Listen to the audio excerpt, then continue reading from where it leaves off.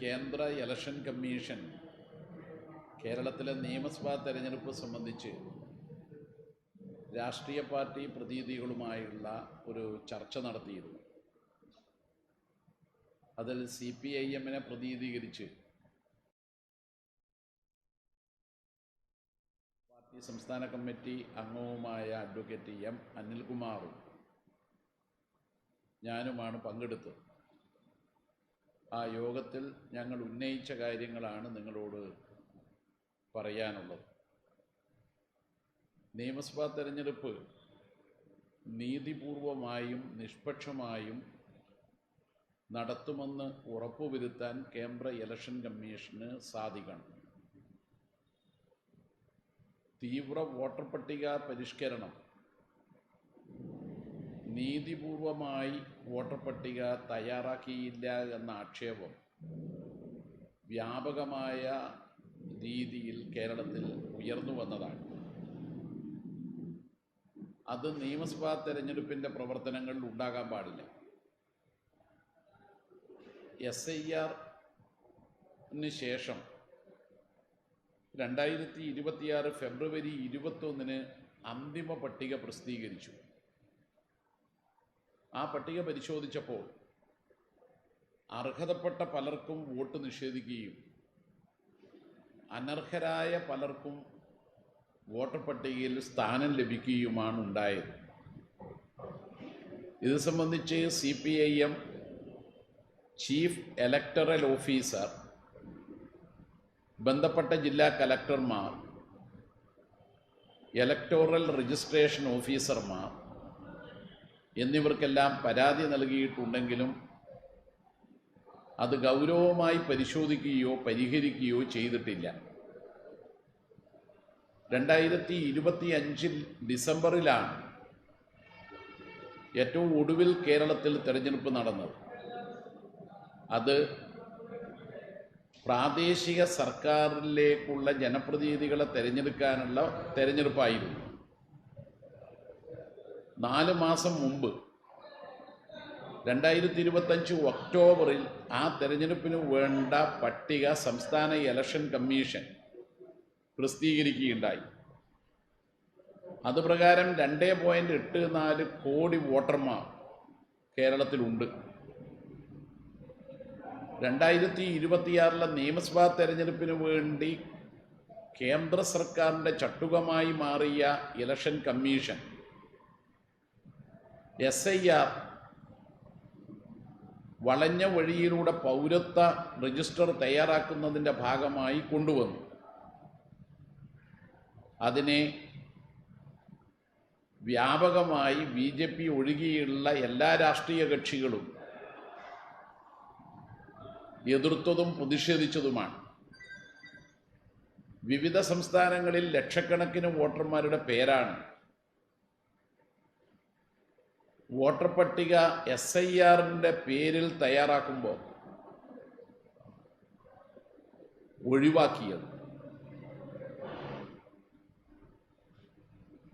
Chief electoral officer 2026 ഫെബ്രുവരി 20-ാം തീയതി രാഷ്ട്രീയ party പ്രതിനിധികളുടെ യോഗം വിളിക്കുകയുണ്ടായി. അദ്ദേഹം ആ യോഗത്തിൽ റിപ്പോർട്ട് ചെയ്തത് 4.24 ലക്ഷം വോട്ടർമാർ നവവോട്ടർമാരാണെന്നാണ്. ഏറ്റവും ഒടുവിൽ തെരഞ്ഞെടുപ്പ് നടന്ന തദ്ദേശ തെരഞ്ഞെടുപ്പിലേക്ക് തയ്യാറാക്കിയ വോട്ടർ പട്ടികയിൽ 2.84 വോട്ടർമാരോടൊപ്പം 4.24 വോട്ടർമാരുടെ പേരുകൂടി ചേർത്താൽ നമ്മുടെ സംസ്ഥാനത്തെ യഥാർത്ഥ വോട്ടർമാരുടെ എണ്ണം കിട്ടും. അതിൽ മരണപ്പെട്ടവരെയെല്ലാം ഒഴിവാക്കിയാൽ തന്നെ 2.88 കോടി വോട്ടർമാർ കേരളത്തിൽ നിലവിലുണ്ട് എന്നത് വസ്തുതയാണ്. ഇപ്പോൾ ഇലക്ഷൻ കമ്മീഷൻ അന്തിമമായി പ്രസിദ്ധീകരിച്ച പട്ടികയിൽ 2.69 കോടി വോട്ടർമാർ മാത്രമേ ഉള്ളൂ. 19 ലക്ഷം വോട്ടർമാരുടെ പേരുകളാണ് അർഹതപ്പെട്ട വോട്ടർമാരുടെ പേരുകളാണ് പട്ടികയിൽ നിന്ന് നീക്കം ചെയ്തിട്ടുള്ളത്. ഇത് സംബന്ധിച്ച പരാതി നേരത്തെ തന്നെ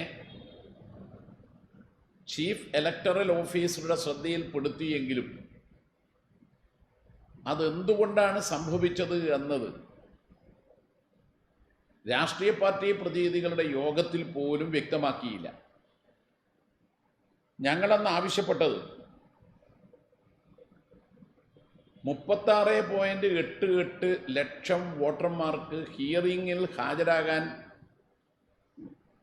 ഇലക്ഷൻ കമ്മീഷൻ അധികൃതർ നോട്ടീസ് നൽകിയിട്ടുണ്ട്. അക്കാര്യം CEO സമ്മതിക്കുന്നുമുണ്ട്. അതിൽ എത്ര പേർ ഹാജരായി, ഹാജരായവരിൽ തന്നെ എത്ര പേരുടെ വോട്ട് സ്വീകരിച്ചു, ഇത് വ്യക്തമാക്കുന്നില്ല. മറ്റൊന്ന് 19.32 ലക്ഷം വോട്ടർമാർ നോ മാപ്പിംഗ് ആണ്. എന്ന് പറഞ്ഞാൽ അവരുടെ പൗരത്വം തെളിയിക്കുന്ന രേഖകൾ ഹാജരാക്കിയിട്ടില്ല. എന്യൂമറേഷൻ ഫോറം പൂരിപ്പിച്ചു നൽകുമ്പോൾ ആ രേഖകൾ കൂടി വേണം. 1987 മുമ്പ് ജനിച്ചവരാണെങ്കിൽ മാതാപിതാക്കളിൽ ആരുടെയെങ്കിലും ഒരാളുടെ പൗരത്വം തെളിയിക്കുന്ന രേഖയും 2003 ശേഷം ജനിച്ചതാണെങ്കിൽ മാതാപിതാക്കൾ രണ്ടുപേരുടെയും പൗരത്വം തെളിയിക്കുന്ന രേഖകളും ഹാജരാക്കണമെന്നാണ് നിഷ്കർഷിച്ചത്. അങ്ങനെ നോ മാപ്പിംഗ് പ്രോസസ് നടന്നു. അതിൽ 19.32 ലക്ഷം പേർ പങ്കെടുത്തു എന്ന് കമ്മീഷൻ പറയുന്നു. അതിൽ എത്ര വോട്ട് സ്വീകരിച്ചു അത് സ്വകാര്യമായി വെച്ചിരിക്കുകയാണ്. അപ്പോൾ കേരളത്തിലെ ജനങ്ങൾക്കറിയേണ്ടത്, രാഷ്ട്രീയ പാർട്ടികൾക്കറിയേണ്ടത്, ഹിയറിംഗിൽ പങ്കെടുത്തവരെത്ര, അതിൽ വോട്ടർ പട്ടികയിൽ പേര് ഉൾപ്പെടുത്തിയത് എത്ര, നോ മാപ്പിംഗ് പെടുന്ന വോട്ടർമാരിൽ മാപ്പ് ചെയ്തവർ എത്ര, അതിലെത്ര പേരുടെ വോട്ട് സാധുവായി സ്വീകരിച്ചിട്ടുണ്ട്. ഇത് വ്യക്തമാക്കാത്തിടത്തോളം കാലം 19 ലക്ഷം വോട്ടർമാരുടെ പേര് പട്ടികയിൽ നിന്ന് നീക്കം ചെയ്തത് നിയമപരമാണെന്ന് പറയാൻ കഴിയില്ല. മാത്രമല്ല, അർഹതപ്പെട്ട പല വോട്ടർമാർക്കും പട്ടികയിൽ സ്ഥാനം ലഭിക്കാതെ വന്നപ്പോൾ അനർഹരായ നിരവധി വോട്ടർമാരെ പട്ടികയിൽ ചേർത്തിട്ടുമുണ്ട്. അക്കാര്യം നേരത്തെ രേഖാമൂലം തെളിവുകൾ സഹിതം പരാതി കൊടുത്തതാണ്. ഫോറൻ നമ്പർ 7 അപേക്ഷയും സമർപ്പിച്ചതാണ്. വോട്ടർ പട്ടികയിൽ പേര് നീക്കം ചെയ്യണമെങ്കിൽ നിയമാനുസൃതമായി കൊടുക്കേണ്ട അപേക്ഷകളും കൊടുത്തതാണ്. എന്നിട്ടും ഈ വ്യാജ വോട്ടർമാരുടെ പേരുകൾ പട്ടികയിൽ നിന്ന് നീക്കം ചെയ്തില്ല. ഇത് ഫെബ്രുവരി 10 CPIM chief electoral officer Thiruvananthapuram, Kannur ജില്ലാ കലക്ടർ തുടങ്ങിയവർക്ക് നൽകിയിട്ടുള്ള പരാതിയുടെ കോപ്പിയാണ്. അതുപ്രകാരം തളിപ്പറമ്പ് മണ്ഡലത്തിലെ 117 ബൂത്തിൽ പോളിംഗ് സ്റ്റേഷനിൽ 252 വ്യാജ വോട്ടർമാരെ ഉൾപ്പെടുത്തിയിട്ടുണ്ട്. അവരുടെ എല്ലാം വിശദാംശങ്ങൾ അടങ്ങുന്ന രേഖയാണ് കൊടുത്തത്. അവരിൽ ചിലര് താമസിക്കുന്നതായി പറയുന്ന വീട്ടു നമ്പറിന് നേരെ, ഇപ്പോൾ ഉദാഹരണത്തിന് PK റംല, ഭർത്താവിൻ്റെ പേര് സുബൈ, വീട്ടു നമ്പർ 0/248, പിലാവിൻ്റെ കീഴിൽ അങ്ങനെയൊരു വീട്ടു നമ്പർ ഉണ്ടാവില്ല. ഇപ്പം നിങ്ങൾ ഈ കെട്ടിടത്തിൻ്റെ നമ്പർ രേഖപ്പെടുത്തിയ സ്ഥലത്ത് പോയാൽ കാണാൻ കഴിയും വാർഡ് നമ്പർ ആദ്യം ഉണ്ടാവും. ഇങ്ങനെയാണ് പല കെട്ടിട നമ്പറും 0 കഴിഞ്ഞിട്ടാണ് നമ്പർ രേഖപ്പെടുത്തിയത്. അതിനെക്കുറിച്ചൊരു പരിശോധന നടത്തിയപ്പോൾ സ്ഥലത്ത് പോയപ്പോൾ കിട്ടിയ ഫോട്ടോഗ്രാഫ്സാണ് ഇത്. ഒരു ഇശാല കോംപ്ലക്സ്, ഇവിടെ മലബാർ എഞ്ചിനീയറിംഗ് ഏജൻസി ഉൾപ്പെടെയുള്ള വിവിധ സ്ഥാപനങ്ങൾ കാണാം നിങ്ങൾക്ക്. ഇത്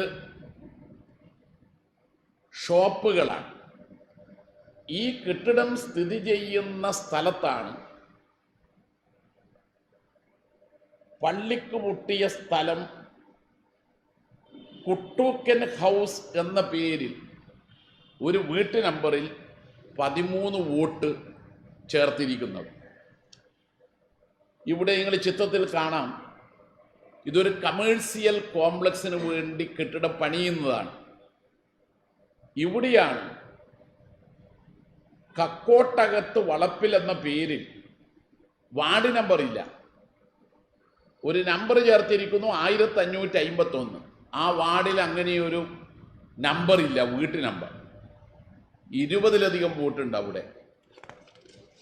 ഇവിടെ നിങ്ങൾക്ക് കാണാൻ കഴിയും ഇതൊരു സർവീസ് സ്റ്റേഷനാണ്. ഈ സർവീസ് സ്റ്റേഷൻ സ്ഥിതി ചെയ്യുന്ന സ്ഥലത്താണ് സീരിയൽ നമ്പർ 240 മുതൽ 258 വരെ 14 വോട്ട് പിലാവിൻ്റെ കീഴിൽ എന്ന വീട്ടുപേരിൽ പതിവ് പോലെ 0/248 എന്ന നമ്പറും കൊടുത്ത് ചേർത്തിരിക്കുന്നത്. ഇത് ഒരു മസ്ജിദാണ്. ഇവിടെയാണ് 591 മുതൽ 615 വരെയുള്ള വോട്ടുകൾ ചേർത്തതായി കാണുന്നത്. ഇത് നിങ്ങൾക്ക് ഫോട്ടോയിൽ നിന്ന് തന്നെ തിരിച്ചറിയാൻ കഴിയും, ആൾപ്പാർപ്പില്ലാത്ത ഒരു കെട്ടിടമാണ്. ഇവിടെയാണ് 620 മുതൽ 625 വരെ 6 വോട്ടുകൾ ചേർത്തത്. ഇതും മറ്റൊരു കമേഴ്സ്യൽ കെട്ടിടം പണിതുകൊണ്ടിരിക്കുന്നതാണ്. അവിടെയും 628 മുതൽ 639 വരെ 11 വോട്ട് ചേർത്തിട്ടുണ്ട്. ഇത് വേറെ കെട്ടിടമൊന്നുമില്ല, ഒരു തരിശു ഭൂമി. അവിടെയാണ് ഒരു വീട്ടു നമ്പർ ഉണ്ടെന്ന് പറഞ്ഞുകൊണ്ട് 712 മുതൽ 714 വരെയുള്ള വോട്ടർമാരുടെ പേര് ചേർത്തത്. ഇവിടെ പണ്ട് വീടുണ്ടായിരുന്നു കുറച്ച് വർഷങ്ങൾക്ക് മുമ്പ്. ഇവിടെയും ആൾപ്പാർപ്പില്ലാത്ത ഒരു വീടാണ്, കാട് പിടിച്ച് കിടക്കുന്നത് നിങ്ങൾക്ക് കാണാം. അവിടെയും വോട്ടർമാരെ ചേർത്തിരിക്കുകയാണ്. ഇത്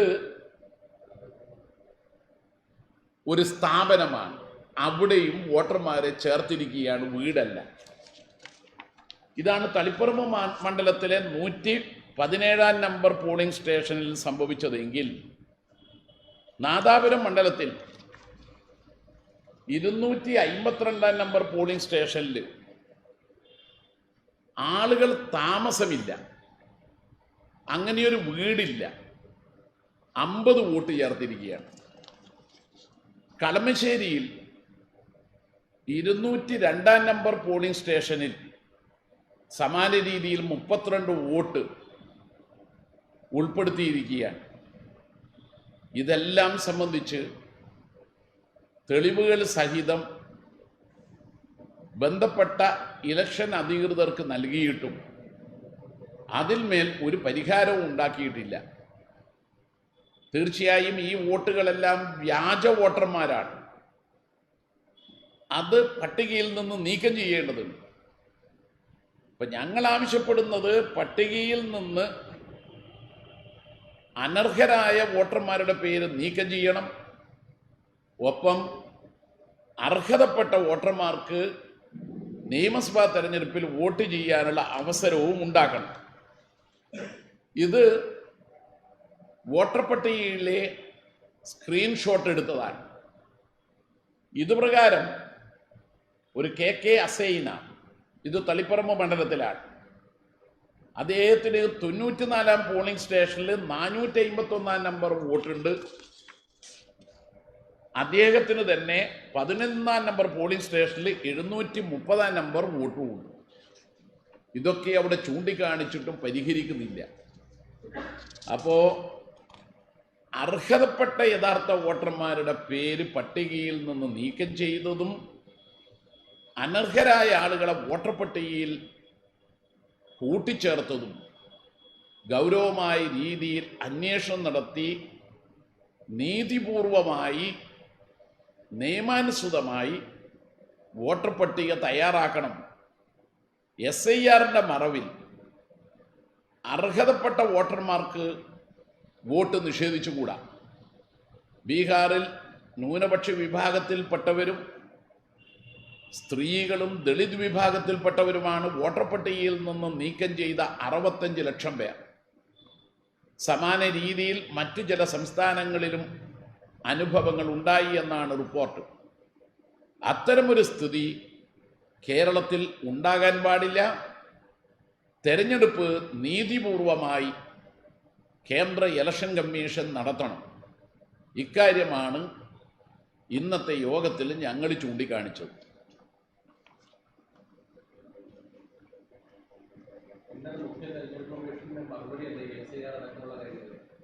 ഇതിലിപ്പോൾ ഞങ്ങൾ ഈ തെളിവുകളും ഫോട്ടോഗ്രാഫ്സ് എല്ലാം ഹാജരാക്കിയപ്പോൾ അദ്ദേഹത്തിന് ഇതിൽ വസ്തുതകളുണ്ട്, ഈ പരാതിയിൽ ന്യായമായ വസ്തുതകളുണ്ട് എന്ന് തോന്നിയിട്ടുണ്ടാവണം. അതുകൊണ്ടാണ് ഉടൻ തന്നെ അദ്ദേഹം ബന്ധപ്പെട്ട ഉദ്യോഗസ്ഥന്മാരെയെല്ലാം ഞങ്ങളുടെ യോഗത്തിന് ശേഷം വിളിച്ചു ചേർത്തതായി മനസ്സിലാക്കുന്നു.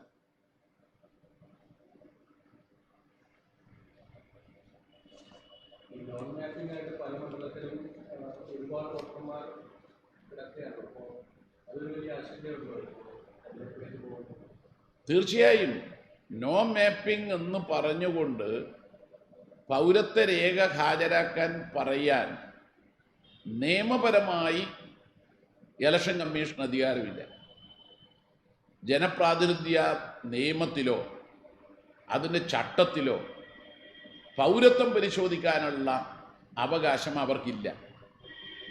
ഇനി ഈ പരിശോധനയെല്ലാം കഴിഞ്ഞു. പൗരത്വമില്ലാത്തവർക്ക് വോട്ട് പട്ടികയിൽ ഉണ്ട് എന്നതുകൊണ്ടാണല്ലോ പൗരത്വം ഉള്ളവർ മാത്രമായി പട്ടിക ശുദ്ധീകരിക്കാൻ നോക്കിയത്. എന്താ കേരളത്തിൻ്റെ അനുഭവം? ഇത് ചീഫ് ഇലക്ടറൽ ഓഫീസർ അദ്ദേഹത്തിൻ്റെ രാഷ്ട്രീയ പാർട്ടി പ്രതിനിധികൾക്ക് നൽകിയിട്ടുള്ള കുറിപ്പാണ്. പേജ് നമ്പർ 6, ഫെബ്രുവരി 20. അതിൽ അദ്ദേഹം പറഞ്ഞത് അന്തിമ വോട്ടർ പട്ടികയിൽ യോഗ്യതയില്ലാത്തതിനാൽ ഒഴിവാക്കപ്പെട്ടവർ ആകെ 49,682, മരണപ്പെട്ടവർ 4,489, വിദേശ പൗരത്വം 1,691, താമസം മാറിയവർ 43,502. എലിയെ പിടിക്കാൻ ഇല്ലം ചുടുക എന്ന് പറഞ്ഞു കേട്ടിട്ടേ ഉള്ളൂ.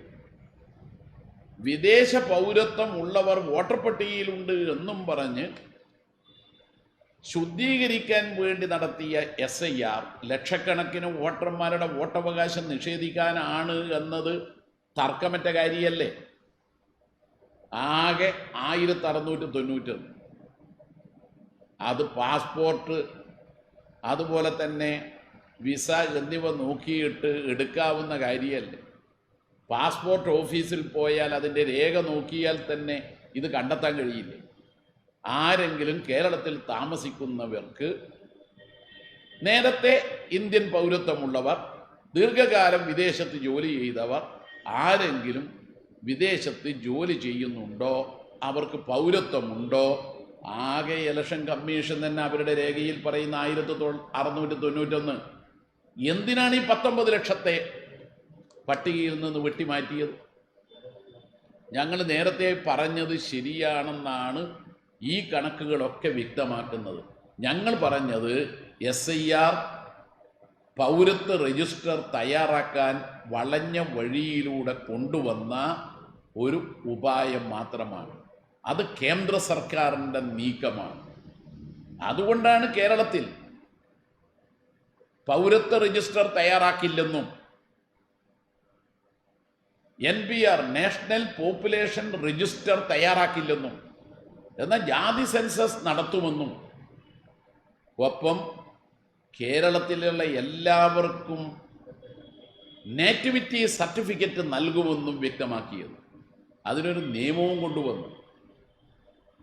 കേരള നിയമസഭയിൽ മുഖ്യമന്ത്രി നടത്തിയ നേറ്റിവിറ്റി സർട്ടിഫിക്കറ്റ് ബിൽ പാസ്സാക്കാൻ വേണ്ടിയുള്ള അഭ്യർത്ഥന നടത്തിയ അദ്ദേഹത്തിൻ്റെ പ്രസംഗത്തിൽ പറഞ്ഞു, കേരള മക്കളെ ഒരാൾക്കും കേരളത്തിൽ നിന്നും പുറത്താക്കാൻ കഴിയില്ല. കേരള മക്കൾ സുരക്ഷിതരാണ്. അവരുടെ കയ്യിൽ നേറ്റിവിറ്റി സർട്ടിഫിക്കറ്റ് ഉണ്ടാവും. അപ്പോൾ അതുകൊണ്ട് തന്നെ ഈ SIRനും പൗരത്വ ഭേദഗതി നിയമത്തിനും എതിരായി എടുത്ത നിലപാട് ശരിയാണെന്നാണ് ഈ SIR പ്രവർത്തനത്തിന് ശേഷം അന്തിമ വോട്ടർ പട്ടിക പ്രസിദ്ധീകരിച്ചതിന്മേൽ പരിശോധന നടത്തിയപ്പോൾ മനസ്സിലാക്കാൻ കഴിയുന്ന കാര്യം. ഓക്കെ,